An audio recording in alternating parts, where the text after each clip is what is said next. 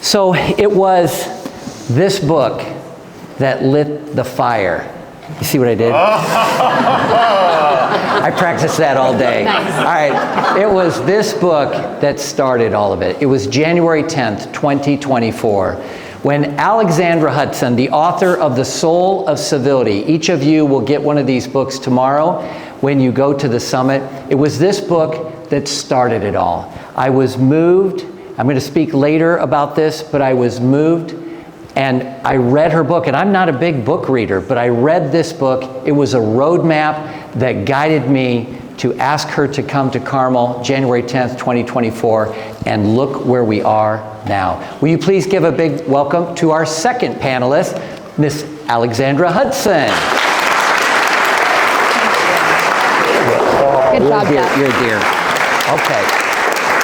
All right, so we are going to have a fireside chat. And I've asked Governor Daniels, and may I call you Lexi Yes, in front of the of crowd? course. So Lexi, to just give some opening remarks, kind of their style, their thoughts about leadership and the way that they have used civility or practiced civility. So, and then at the end, when we finish that part, I am happy to take questions from the crowd, questions from the audience, so that we give you what you're looking for if you have some specific things that you're looking for. But I know that Lexi and Governor Daniels can talk a lot about civility. So I will we'll let you guys guide the conversation. If I see hands come up, I'll interrupt them at the appropriate time and we'll start. So ladies first, would you kick us off? Lexi. Happy to. Thank you, Jeff. Thanks to our sponsors, and thanks to each of you for sharing your time with us this evening and for gathering to talk about the most important question of our day, which is how do we flourish across deep difference? That's what we're here to talk about. That's what this question of civility is. And as I discovered while writing my book, this is not a new question. When you survey the human historical record, we've been trying to do this thing called life together with others for a very long time. As long as we've been around, in fact, as a species, we are doggedly social. We thrive, we become fully human in community and in relationship with others. And as long as we've been around as a species, community has been hard. We're defined by two competing forces as human beings: love of others and love of self. And this inordinate self-love, our tendency to think of ourselves before others, is what is the ever-present threat to civility. It always has been, always will be. So this is not an America problem. This is not a Donald Trump problem. This is not a democracy problem. This is a timeless human problem. And what can we do about it, though? I'm so excited to learn from each of you throughout this weekend, what you're doing in your community, and have these ideas cross-pollinate. But one way we can start in doing things differently, and I'll say more about this tomorrow, is to differentiate between civility and politeness. Politeness, as I argue, is manners, it's etiquette, it's technique. Often when people long for they want more civility, more politeness in public life, they grasp for, they say, oh, we need more civility and politeness. They use these words interchangeably. And there's another contingent that says, no, civility and politeness are part of the problem. We need less. But I argue that they're incredibly different, and we need to disambiguate them to know, what are we aiming for? And so politeness is manners, etiquette, technique. Civility, by contrast, is an inner disposition of the heart. It's a way of seeing people as our moral equals, worthy of a bare minimum of respect, just by virtue of our shared personhood, by virtue of our shared dignity as human beings, full stop. And that is what we suffer from right now. We have a crisis of dehumanization on our hands, where we insufficiently appreciate the dignity and the personhood of people we don't like, of people we disagree with, of people we will never see again, of people who can't benefit us. And that is what I aspired my book to be, this humanistic manifesto, extolling the gift of being human in ourselves and others, and respecting others enough to tell hard truths, to maybe even risk hurting someone's feelings, offending someone, taking a stand, expressing our own opinions as a way to respect ourselves. So I'm honored to have you all here, and I can't wait to hear what the governor has to say about civility, leadership in this era of dehumanization and political violence. So thank you so much, Mitch, for being here. I think am I audible from this? No, you should, no, yeah. I'm a little self-conscious that Mike Petrie, if he's still here, because he and I play golf together. And I confess to frequent lapses of civility on the golf course. But hopefully not too many other places. Certainly not tonight. I'm so proud of my neighbors here in Carmel for organizing this. This is a now nationally known and recognized wonderful place in many dimensions, and now tonight you're adding another one, so Jeff, congratulations and thank you for making us all proud. I'm almost ready to forgive you for annexing our house into your taxing district. And Lexi is someone I've just now loved for quite some time. She and I first met as she was honing her leadership skills, I think, in a program that I like to support, and it's been a thrill to watch her blossom and rise to her own national prominence. So you've just begun to hear from this amazing young woman. Let me just add a couple of thoughts. My friend Neil Ferguson, one of our finest current analysts and historians, says that when you read someone claim that some phenomenon is unprecedented, what it means is they don't know any history. Right. I think that is generally true. And it is certainly, there are lots of precedents for ugly periods in American politics. It ain't beanbag, as the man once said, and having lived in public capacities on and off, not all my life, but much of it, I can testify to that. I know when I got to Purdue, people ask me all the time, they'd say, gee, you know, you've had these other jobs, led these other lives, what do you think will help you the most here? And I would always say scar tissue. Because it is certainly part of making change. Axiomatically leads to criticism, and sometimes it's harsh, and sometimes it's unfair, sometimes it's personal, and you just eventually learn to live with it. However, when people say, it's never been this bad, I think they're right. There are some new phenomena that have contributed to it. We all know what they are. Anybody out there staring at your phone is being reminded right now. And so this comes at a unfortunate time in our national life, because we've got some very large problems, many of which have been unattended and have gathered, and which jeopardize this magnificent experiment that we call America. And so I want to, thinking ahead to this event, I guess I came to a new conclusion, somewhat reluctantly, but I'll express it this way. I think that friends of civility, advocates for civility, may need to get a little less civil about it. Not in an impolite way, not in a harsh way, not in the ways that grate on us and make us feel so demoralized as we watch our fellow citizens call each other playground names and deal with each other in, as Lexi said, almost an inhuman way. And so, yes, I think the effort must start with modeling. I gave a speech in Fort Wayne years ago in which I said, I thought you could see this problem gathering, and I said, here in Indiana, it's not as bad, and I would say the same thing tonight. It's not as bad as what we see nationally and in many other places. But for those of us from this state and this community, sure, it can and must start with modeling. Once again, it's not mere politeness, as Lexi reminded us. What's important, as Yuval Levin has recently written, for instance, we're going to disagree. That was the whole point. James Madison never imagined we were going to agree on things. It was exactly because we were going to disagree that he drew up a game plan for disagreeing without killing each other, which was too often the pattern in history.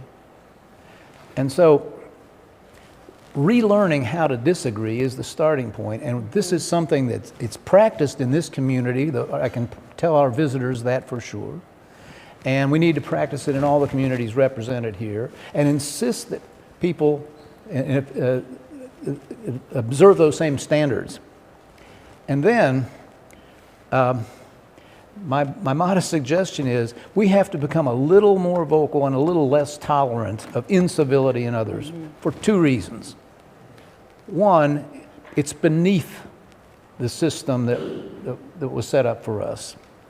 It is nothing to be, it's not going to be admired. You know, in the speech everyone remembers for a statement about what you can do for your country, John F. Kennedy said, civility is not a mark of cowardice. In fact, it's the opposite. It's more true today than I can ever remember. It's the person who would try to meet the other side somewhere in the middle, who would listen and empathize and try to find a solution, not perfect for either side, but ideal in terms of the common good. That's what takes guts today. It takes no courage to bluster to those people who already agree with you and to posture and so forth. I have no regard for that. We should not indicate, even tacitly, that we respect that. But there's something much bigger. And that is, as I've already mentioned, that it defeats the very purpose of our republic to refuse to deal, refuse to argue constructively, to listen.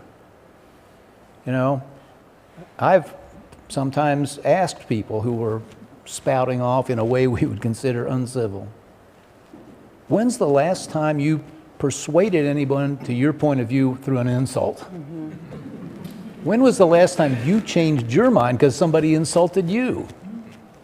I mean, do you think that works? And if you know it doesn't work, you know, what is your goal?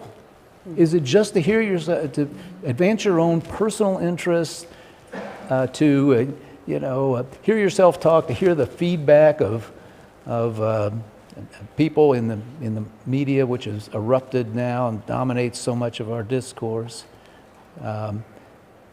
Hear from people, unrepresentative people who react positively to what you're doing. Is that your goal, or is your goal, as I'm sure you would claim, to advance the common good and the common interest? And if it is, you're going about it in exactly the wrong way, and we need to call people out for that. Mm-hmm.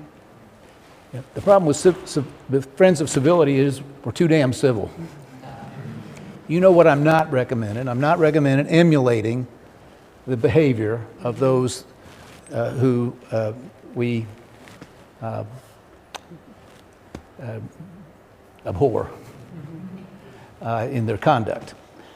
I am recommending, however, that as we model and try to attract people or re-attract people to the ways of representative government, self-government, that we also indicate politely the conduct that is not acceptable because it is contrary to the state and national interests that we're all supposed to be committed to. Thank you. Yeah. Do you want to comment, or do you want me to take a question, or do you want to comment on that? Sure, I was going to ask, I'll have a question and we'll open up. Yep. So thank you so much for that. I appreciate what you said, that, you know, much the same, much that is different. Mark Twain said, history doesn't repeat itself, but it rhymes. And human nature doesn't change, but there are facets of our current moment that are different. You alluded to, social media and smartphones, or the profit motives of our media.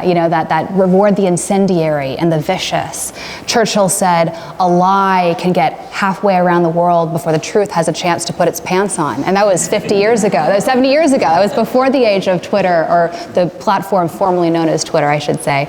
And so I appreciate that there's much the same, much that is different about this. I love history. I'm a lifelong student of the past, and so I appreciate Niall Ferguson's insight there.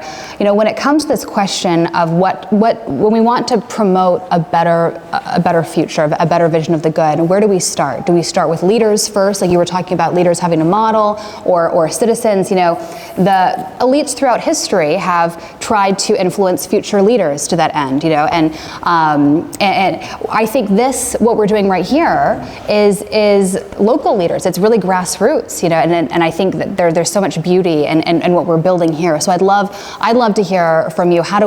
Which comes first? Like we're here focusing on local leaders, like sending them home inspired, equipped with community to be a change agent where they live. When it comes to our national leaders, how do we encourage that modeling of better behavior in a world where it's felt like nice guys finish last? You have to be willing to pull out all the stops and go scorched earth in order to win. Once that seal's been broken, what can be done? It wasn't all that long ago that I was, I had my one tour in elected office, and the most surefire applause line, if I was looking for cheap applause in an audience, any kind of audience, I would simply point out that, let's say by 2012, we had run 3 very competitive elections and never run a negative ad about anybody, and people would clap. I refuse to believe that there's not a market still, that there's not as many, I think researchers have found, an exhausted middle that is sick of this. It's simply distasteful, which is, as I said, just the first of its 2 big sins. It's distasteful and it's destructive in terms of what we need to be doing as a country, and the adult conversations we need to have as an American people. So I do think there can be a market. I said in an audience some of you might have been in the other day, George Will and I were doing this program at the Indiana Economic Club Monday. And I asked him what he said to me. He thought was one of our central questions. Is the tone, the tenor, the vocabulary of our national conversation, which is so wretched right now, is it a pendulum or a ratchet? Now, we have frequently seen, in fact, it's been the pattern in our history, certainly at the national level, that when it's time to elect new national leadership, the people look for what they thought was missing, deficient, distasteful in the last person. So we've seen typically transitions of that kind, and we might again. I happen to think it would be a very interesting thing if someone were able to emerge in the next, what'll be an open election on either side, who, let's say, takes a little vow, sort of like I did. And I guarantee you that the mercenary class in politics would tell them, well, that's just stupid, you gotta throw grenades with both hands or we don't have a chance. Well, we won't know till somebody tries. We live in far too nationalized a society. Lots of reasons for that, but the collapse of local journalism is certainly one of the lamentable phenomena that's contributed to it. And but what that does mean is that as much as ever, I suppose, in our history, there's an opportunity for a national leader to set a new tone. Mm-hmm. And one can hope. And certainly one thing that Friends of Civility can do, as I say, is press an issue like that on the candidates who before we know it, we'll be out there running again, since our presidential elections are never ending. Mm-hmm. So I'm afraid, George is afraid, that it is a ratchet. Once standards have been lowered, I mean, we've certainly seen this in popular culture, words that were unutterable not long ago are now in print in our most prestigious journals. And, whether we can move back from that, we'll see. Mm-hmm. But norms mean a lot.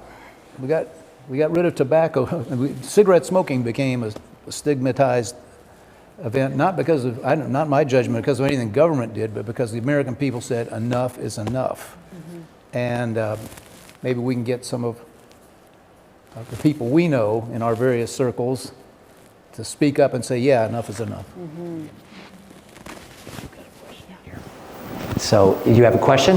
Yes. And just hold that right up there. How do you address, when we talk about civility, real quick, I look at civility as I went to Switzerland. Everybody follows a protocol. There's common sense, they get out of the way, they drive carefully. How do you compare civility to the hate that I see, that I feel as an American right now, across the globe, the hate for our country, and internally, half of our country hates the other half? Okay, good question. Everybody could hear that question? All right, if you'll speak up, go ahead. So the question was what do we do when we hate each other, when half the country hates the other? Well, I feel helpless because I live in a state that is Republican. I'm independent. I don't have a voice. Yeah. I don't feel I have a voice. And things need to change within our government to say that we don't have to choose between two parties. There's something else out there. And I think civility brings, if we vote, and we vote our conscience, then we vote the best person to represent our country. What was your name, and are you from Carmel? Kelly. Are you from Carmel? Originally Zionsville. Okay. Great to, thanks Kelly, and I empathize with your sense of helplessness. I felt that way too. I worked in federal government, and I felt our division firsthand, viscerally, and I felt like I wasn't being part of the solution, even though I went to government to serve. And I came home from work one day and said to my husband, I'm done with the swamp, I'm done with DC, let's move to Indiana, I said. And I'm from Los Angeles originally, raised in Vancouver, Canada, and I didn't have ties here. My husband has roots in Fort Wayne, just outside of Fort Wayne. And my husband looks at me, he says, sounds good, we'll move to Indiana. No takebacks. And a few months later, we were out there, and it's been 7 years now. We're so content, we're so happy. One of my first friends when we moved to Indiana, and I'm telling the story to introduce, by way of introducing one of our speakers tomorrow, and a concept that she will share more of tomorrow, and to answer your question about what to do when we feel helpless, Kelly. One of my first friends when we moved here, she came up to me after church one day, and she said, hi, I'm Joanna Taft. Would you like to porch with us sometime? And I never heard the word porch used as a verb before, but I was curious and didn't know many people in town. And so we went to her front porch that afternoon, and I observed a quiet, subversive revolution against our atomized, divided national status quo. I saw she had curated people across race, class, politics, geography, not to have these structured dialogues across difference, emulating our national conversation, but to just be humans, human beings in a place together, in a shared space across these differences, to remind us of what we had in common as members of the human community and as citizens. And I've been on tour with my 3 small children in 100 cities in 5 countries. And I've seen people with and without porches doing the same thing. They've been doing it with front stoops, from front lawns, with supper clubs on a dock in Miami. And we were there, we were porching that night in Miami. And it's people saying, I can't control others, but I can control myself. And that's what we're here to do. That's very much the ethos of why we're all here and why I'm so grateful each of you are here tonight. This is very close, I think, to the essence of a solution if we'll find one. You know, I began counseling the students at Purdue. I think I couldn't quit coming back to it in commencement speeches there, to guard against the now all the prevalent trends which encourage people to cluster with folks just like them. It's nobody's fault. It's just a phenomenon that's grown up over the last few decades. And I told them, you're gonna have to make special effort, to join a softball league on the other side of town. Find a church if you go to one that's not the closest one to you, and so forth, so that more people have the kind of face-to-face interactions that are too rare anyway now, even among like-minded people, and especially among people of different backgrounds. I wrote a column a few years ago about the virtues of motorcycling. That was my hobby for 50 years, till the 5 women in my family threw me off of them. Because it was one of the increasingly rare pursuits in which people of every possible background came together, and you didn't even know who was who. Everybody looked as grungy as the next person, and we were only interested in the equipment and where it had been. So, communities can foster more of that, I think, in creative ways, and that might be something for y'all to discuss. But one last thought. We won't know till somebody tries. And when that one time I ran for public office, I said many times, we're going to show respect for our opponents, not enemies, by the way. I worked for a president who when some of us, I was guilty party now and then, got a little hot-headed about the other side, he'd say, no, calm down. We have no enemies, only opponents. That was Ronald Reagan. But I would always say, we're going to show respect for our opponents, whether that respect is returned or not. Because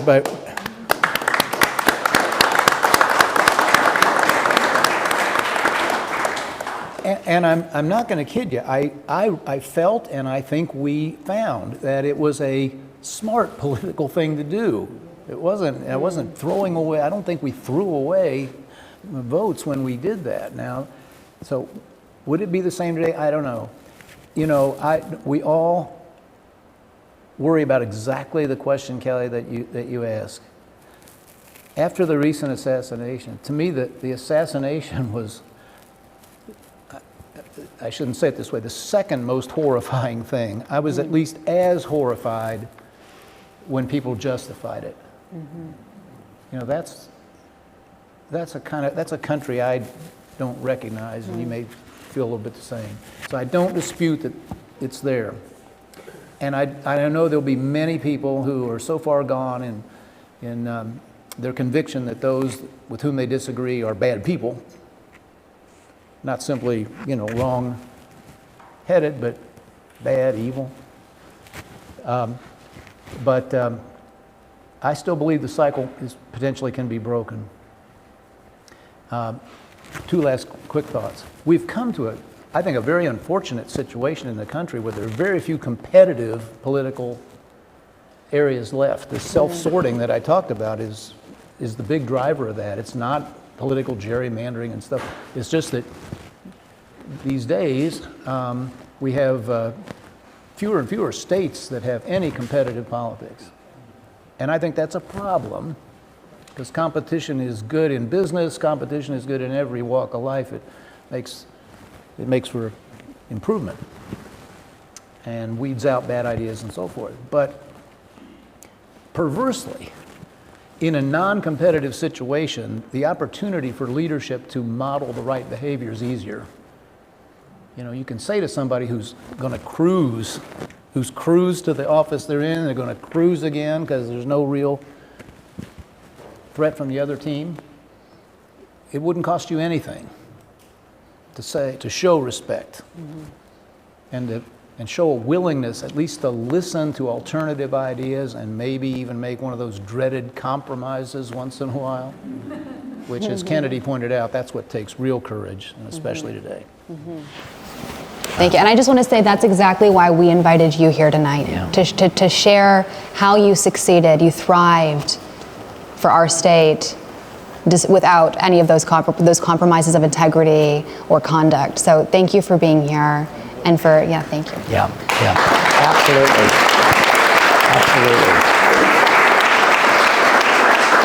Governor, I want to say we need you on our board of directors for Project Civility. So I'm going to work on you. So we have to, we are going to continue, but we have to let Governor Daniels go at this time. But, well, because Lexi was able to ask Governor Daniels to appear tonight, but he is giving up the birthday party for his 2 grandsons. So we are going to be respectful, and if he would give us till 7:30, we wanted to bring him to you, but Lexi is going to take some more questions. So Governor, thank you very much. Thank you so much for coming. You're the best. I hope that's what you were looking It was amazing. Thank you. Thanks for what you do. Okay, did I see?